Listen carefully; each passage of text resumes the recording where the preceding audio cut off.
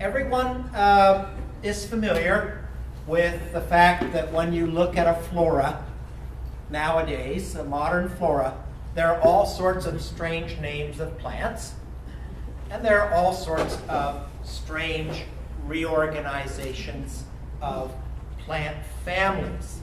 And this is, of course, disconcerting because we've actually had a period of relative stability in our nomenclature due to the fact that the people that wrote the major floras like Gray's Manual and the Gleason and Cronquist Manual just haven't been superseded. So we've been very conservative here, but I think that has changed. New floras that are coming out now are dramatically different, and I thought that I would put this together to illustrate some of the reasons why some of our names are changing and some of the theoretical underpinnings that underlie those changes, and why it's important that we make them, and why once you get used to it, you'll feel a lot better about it, and they'll actually enrich your experience with the plants. So the talk is really in two parts. Very briefly, I'm going to talk about the naming of plants and what plant names mean. And then the second part, which is also responsible for changes in names, is discovering how plants are related to each other. How do we do this? So, okay, first of all, the naming of plants.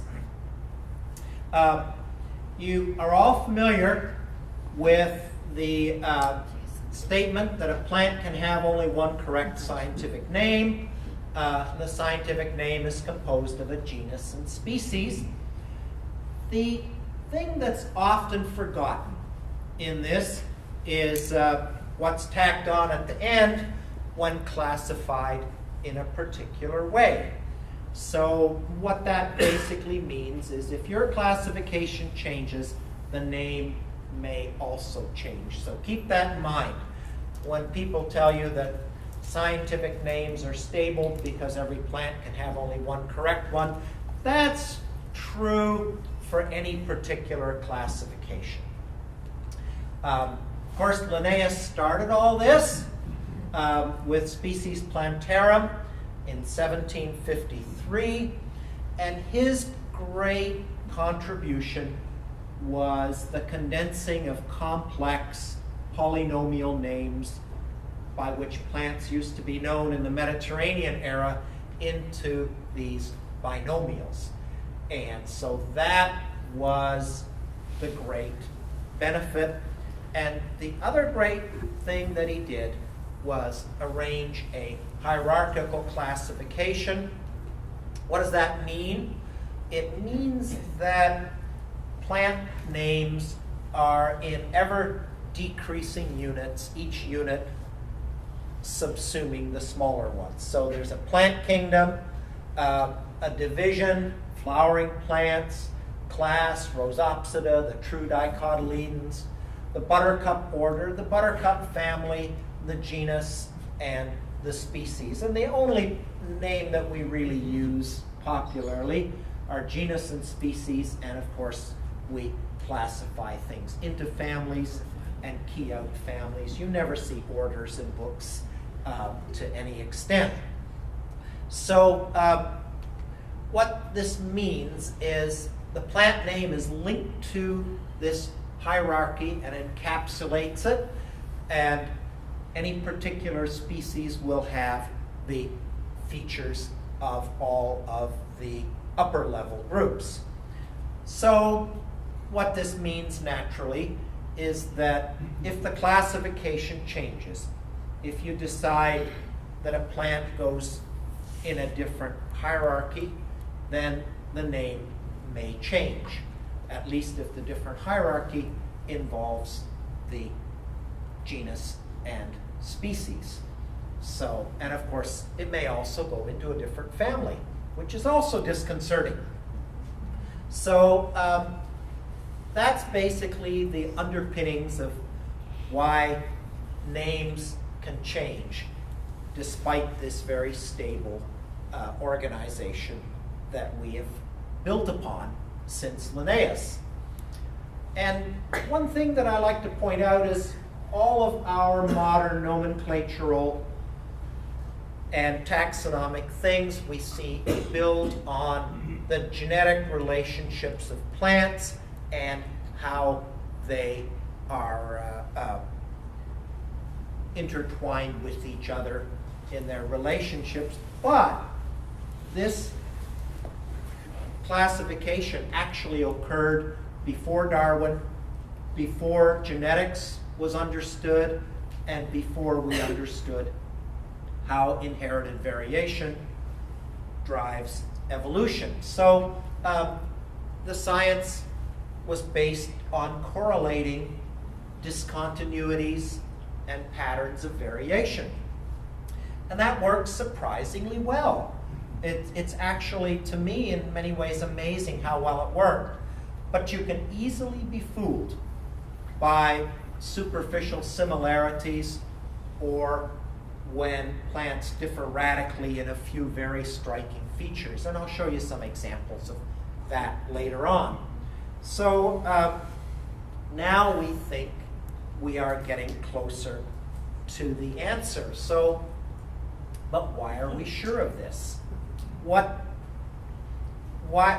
won't we, in 30 years, discover that everything we've thought is hogwash? Well, I think I'm optimistic that that won't happen. And the reason is actually a couple of reasons.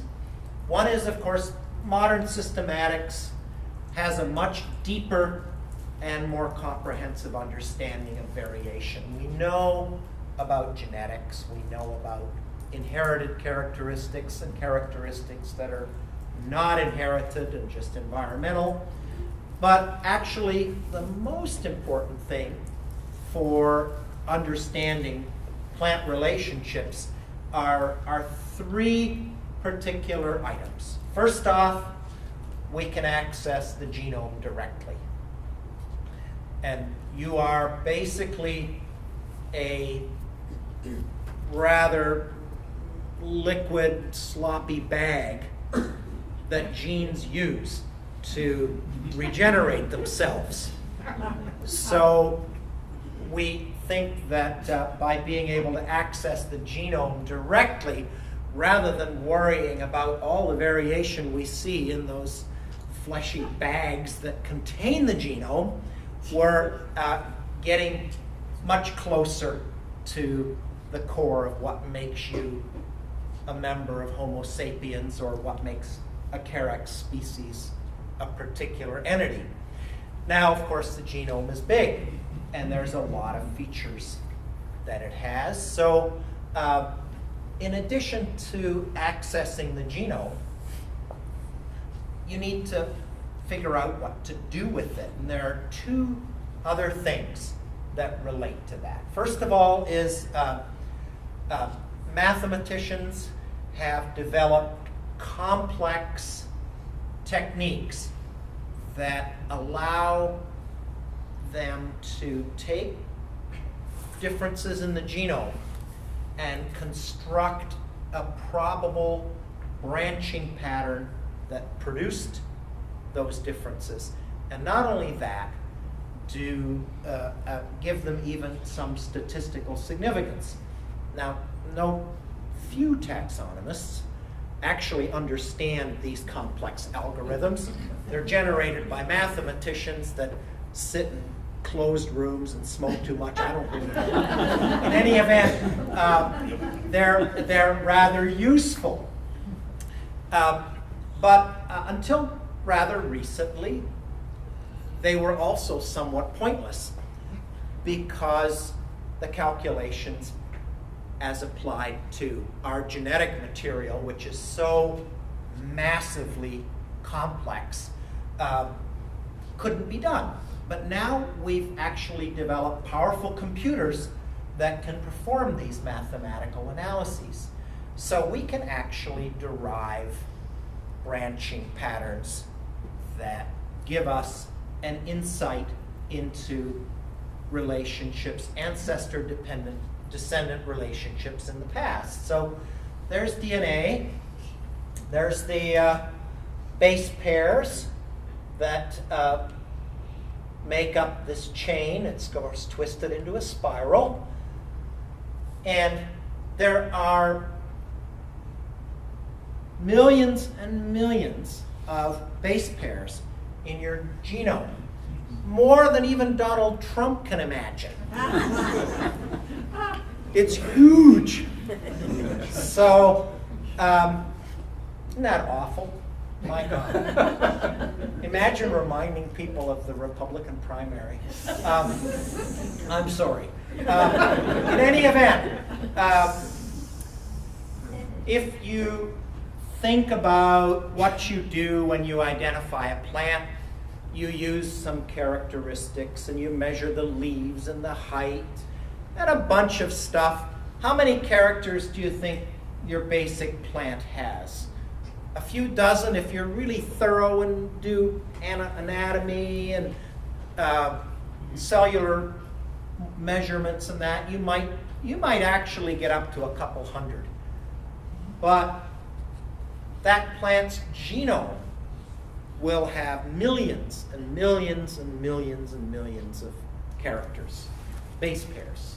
They're basically a character like measuring the width of a leaf or looking at the color of a flower. And it's those millions, those huge numbers, that give us confidence that we're getting closer to the right answer. So these equations that allow the reconstruction of these evolutionary branching patterns produce a diagram kind of like this. And you have to think of these diagrams as hypotheses, but they're pretty solid, and this is the kind of thing that you can look at. People carelessly say things like, we're descended from apes, and apes are descended from monkeys, and monkeys are descended. By the time you get down there, you're descended from crayfish and all sorts of things. But in actual fact, what really is the case is that mammals and all these things share a common ancestor long in the past. We're not really descended from crocodiles or anything ridiculous like that. They share a common ancestor. So, and there he is. See, until computers became a little less primitive than that, we couldn't do these calculations. So, so this is kind of what we're getting at. And of course, this is a very simple diagram. And when you take a diagram like this and interpret it to make a classification, you're actually just looking at the tips of the diagram. So how do we interpret these phylogenies? Well, here we go. This is the pattern we get with an evolutionary tree, a very simple one. So how do we turn this into a group forming thing? Well, it's very simple. There's a group. There's a group. That looks good. We like that. We can name these things, some genus and species.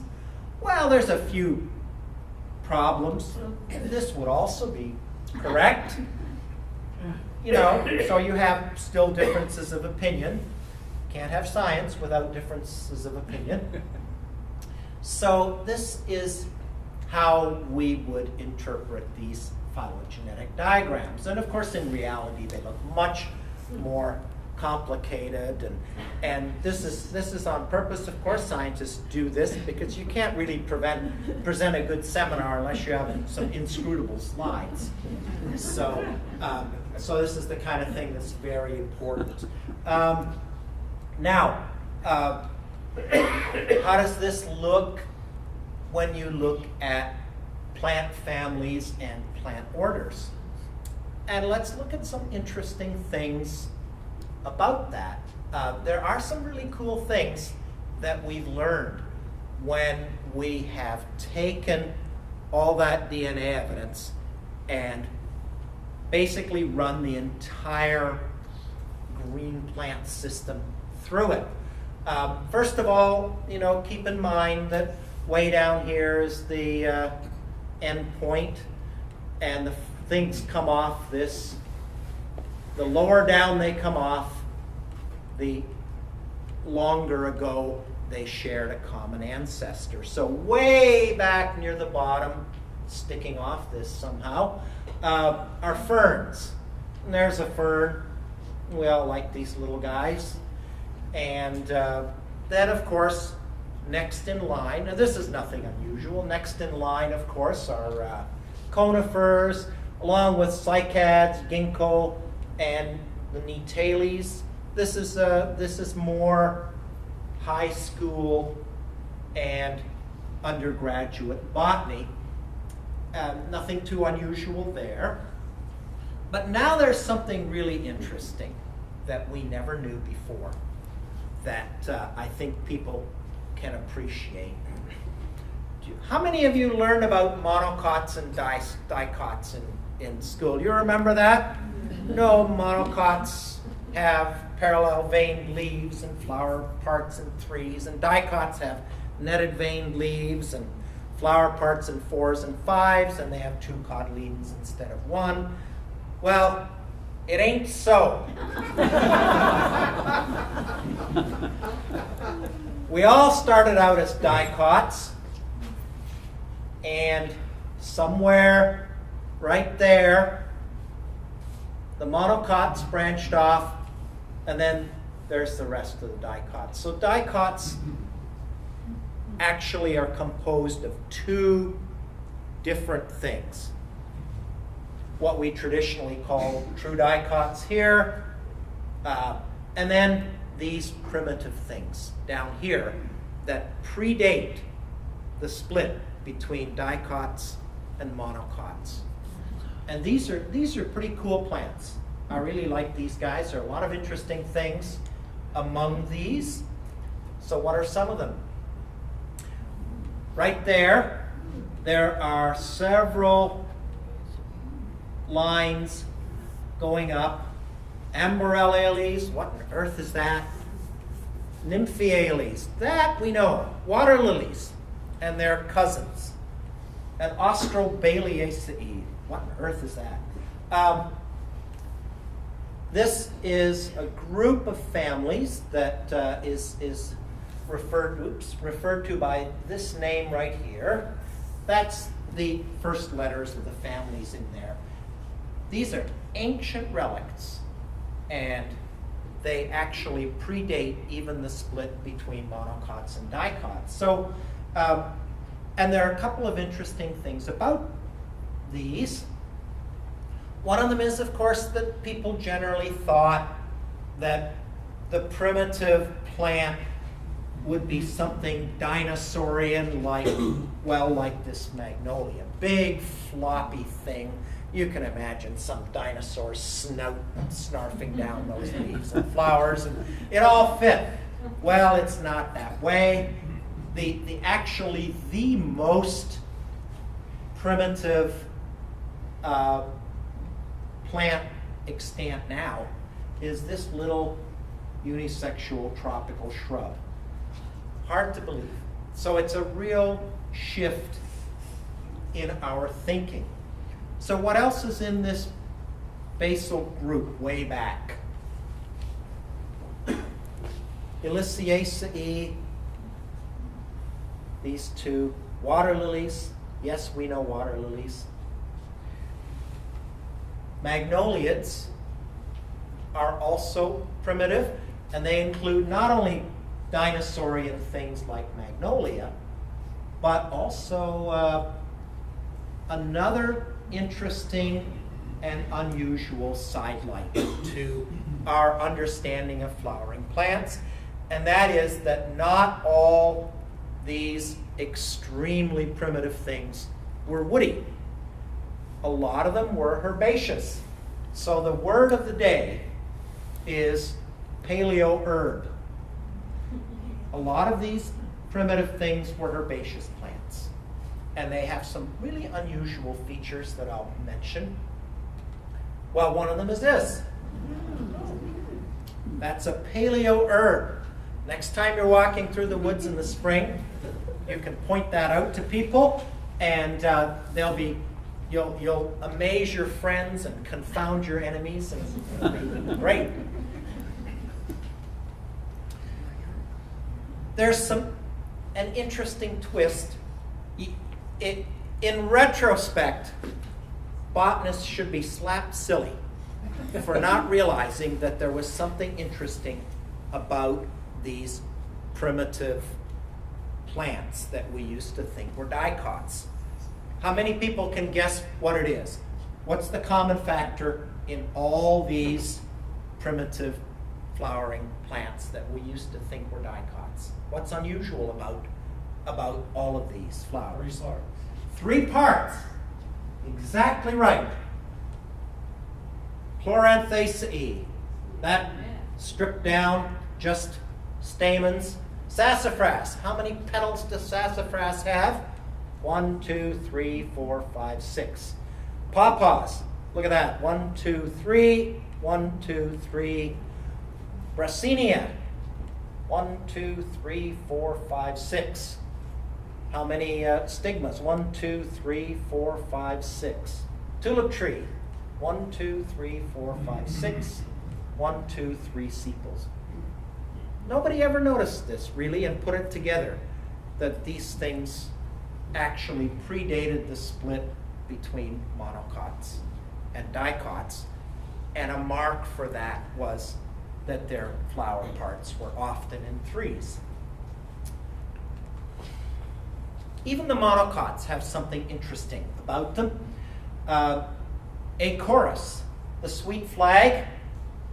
This is a very important plant economically. The European sweet, used to be anyway, the European sweet flag, which is actually not our native plant, although it's introduced a little bit in Michigan, was highly used in medieval days because people didn't wash, and so they, instead of using deodorant, they put sweet flags out in all the rooms and things.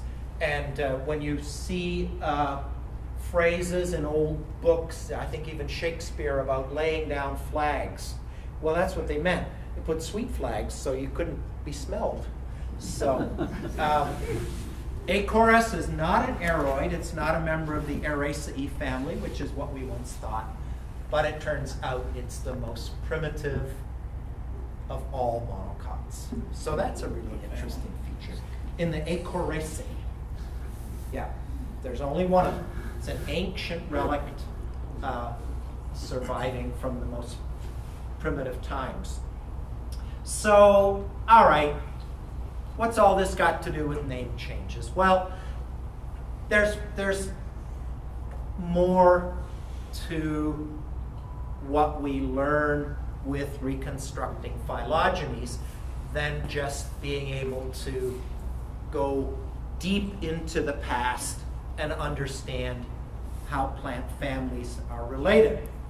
And in fact, it's also influenced how we divide plants into families, and also how we divide plants into genera, and that's where name changes come in.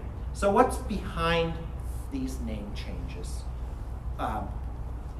One of the things that you can do when you can divide plants into groups and have a reliable ancestor-descendant relationship is you can start thinking about what makes a sensible group and what doesn't. And that is what's behind a lot of the name changes. Back to this diagram. So I showed you how groups were formed from that. But let's look at what happens when you get inappropriate groups, and that's really what underlies a lot of the changes in names. If you have a group that includes these two And then this interloper, that group is actually formed of two separate lineages. If you think of a human family in terms of strictly genetics, this fellow is adopted. Is not going to share the same genetic background or the same ancestors as you do. And a group like that, that's formed in this way, is called polyphyletic. That's a no-no. We don't like that because we like our plant families and our plant genera to be just like human families. No adoptions. You can also get one other way of transgressing good classifications. Let's say somebody decides that this thing right there is striking and outstanding and remarkable. Maybe it's hummingbird pollinated. Maybe it's delved into an aquatic environment and looks very different. So they pull this out as a separate group, and then they put these two together in the same group. We don't like that either, because a group not only should be all descended from the same ancestor, in order for the formation of such a group to not be simply arbitrary, you also have to have the group contain all of the descendants of some particular ancestor. You can't pawn off somebody onto another group, even if they're the black sheep of the family. So a group that's formed that way, including some but not all of the descendants, is called paraphyletic, and we don't like that either. And it's those two concepts that unfortunately were relatively common in classifications that were built prior to our ability to access the genome. So a group that in fact contains all of the descendants of a single ancestor is monophyletic.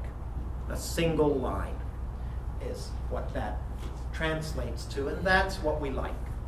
So when we have gone back and corrected the classifications to make them all monophyletic, that is basically accounting for most of the changes. So if any group, like a family or a genus, doesn't all come out together in one spot, when its phylogeny is reconstructed, that's a problem. So here's the kind of thing you end up with. We all like our nice boreal black crowberry, very rare in Michigan, just on Lake Superior. Well, here's a phylogeny of the heath family. Very nice family, everyone likes it. Blueberries, all sorts of cool things in there. But look at what's sitting right in the middle of the blueberries. Empetrum. Now, how can you have a family nestled deep within another family? It just doesn't make sense. And of course, what we would say is that recognizing Empetraceae as a family makes the Ericaceae paraphyletic because it doesn't include all of the descendants of the common ancestor of that family.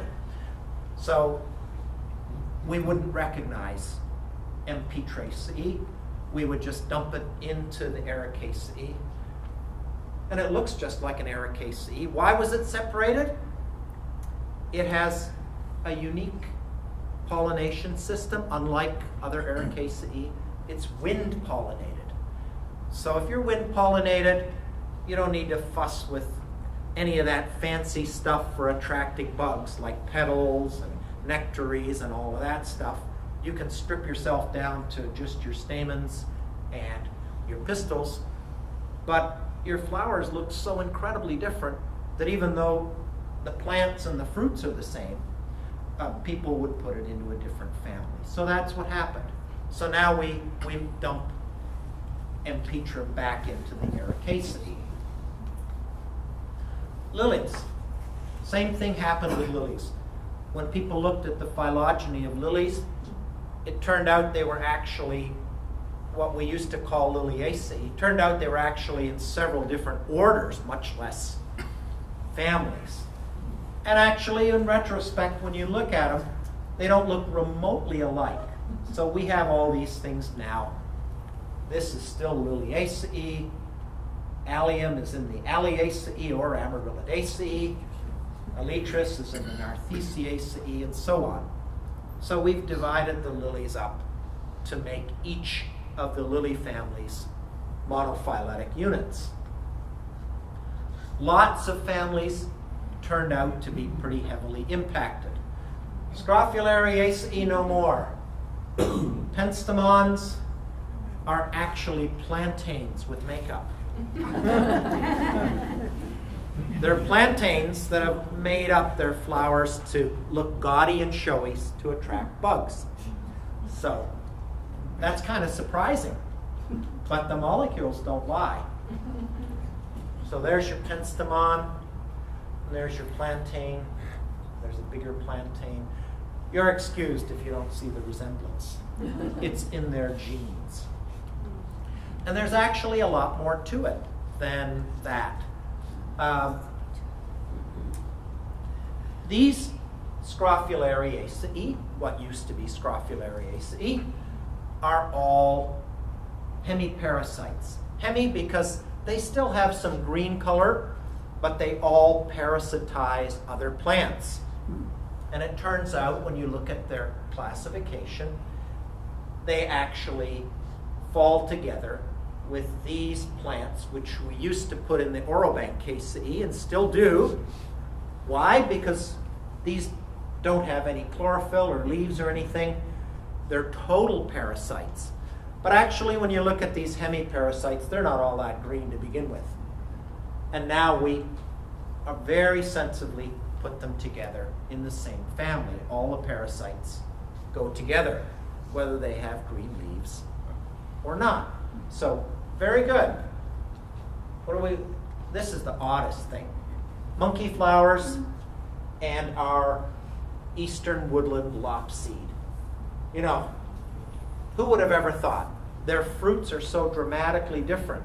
On the other hand, if you look at the flowers, that doesn't look that different. And the leaves look kind of the same too. So that's okay. That's a pretty odd alignment. What do we have left in the scrophs? Ooh, verbascum, mullen. Well, of course, Scrophularia too. And Buddleia, the butterfly bush. Where does that come in? I have no idea. But its genes don't lie. So that's the kind of thing that we see when we look at phylogenies. Honeysuckles, Adoxaceae for Sambucus, and Caprifoliaceae, now restricted to honeysuckles and their very close relatives. There is a pattern when you look at these changes. There really is something that you can predict. Highly variable families that were basically junk heaps of all sorts of different looking things thrown together, they turn out to be polyphyletic, unnatural. Families that are easily recognized and have a distinctive, unique adaptation often turn out to be monophyletic. Small families that are highly specialized and reduced, like aquatics or wind pollination or hummingbird pollination, are often widely misplaced in classification systems. People zeroed in on the weird, strange characteristic and used that to establish a family, and it just ain't so. They just diverged in that one feature. And commonly, too, unusual temperate representatives of widespread tropical families were often also separated out as their own family, and that's not so either. So here's a great example here. Calitrichae, here's the smallest one. Man, it is so small, it looks like a little tiny seedling. But when you get down in there, there's the flowers. Nobody's going to write home about that. There's the stamens, there's the pistil, and they develop these weird two-lobed fruits. You got to get really close. We used to put this in the Calitrichaceae, but it turns out it nests right into the plantains, and these extreme differences. And remember, plants are very prone to this because plants are very plastic. These extreme differences are the result of adaptation to an aquatic or semi-aquatic environment. This thing grows in, well, it typically grows in tire ruts and wet roads. So that's, millions of years of adaptation to growing in tire ruts is kind of an interesting thing. I don't know how that works. But anyway, it's caused it to have its classification be very difficult to really assess. Of course, unfortunately, lots and lots of genera haven't been examined yet. And sometimes the changes are kind of cool. Like there's our ledum. And if you look at that, it's nested right in among the subgenera of rhododendrons. And sometimes we've understood this even before we looked at the molecules. So ledum has to go. That's a good thing. I mean, Michigan now has a native rhododendron. What's bad about that? Isn't it great? So, and there's what happens when you look at the molecules. All rhododendrons, bang, there's ledum. All rhododendrons, well, there's another genus. So you can see this is nested right in the middle of it. You can't pick that out and leave all the rest as rhododendrons. That doesn't work. But there are lots of good things, or at least relatively small changes. Irises. I mean, once you've seen one iris, you've seen them all, and they all stay together quite nicely.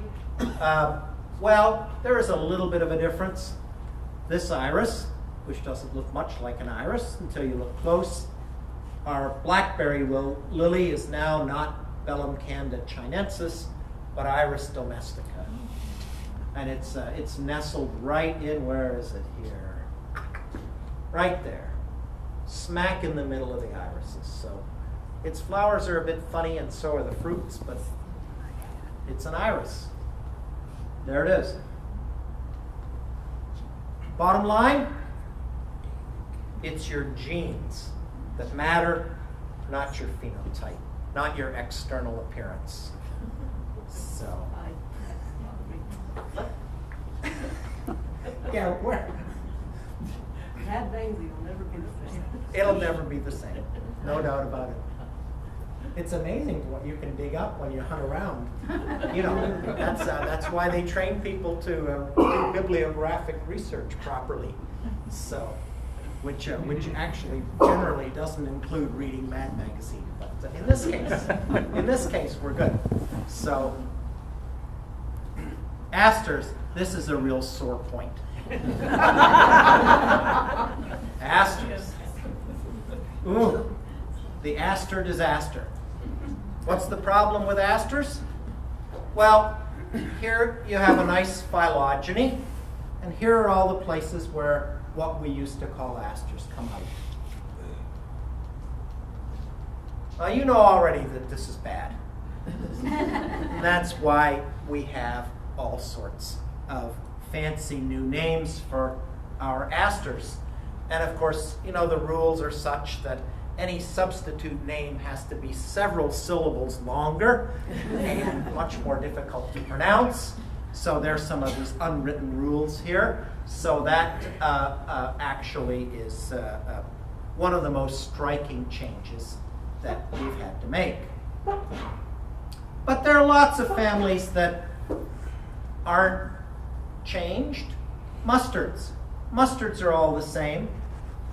Once you've seen one mustard, you've seen them all, good or bad. Beans. These striking specialized flowers are a cohesive natural unit, and they stay that way. The family that asters belong to. Once you've seen one daisy, you've seen them all. I mean, they're all the same. The Asteraceae stays as a nice natural unit. Orchids. Orchids are all a natural unit, and the families are all uniform and stay that way. So that's good news. Grasses. Grasses all hang together. You know, by the time you add up all the grasses and all the orchids and all the Asteraceae, and yes, indeed, all the sedges, which are also a cohesive unit that sticks together, none of these have had their family affinities change. So most of the flora basically has stayed the same. So that's not all bad. That's actually pretty good. So you know, we're in pretty good shape with a lot of things. So, but the asters we definitely have to apologize for. So anyway, why don't I just stop, and we'll get some questions for.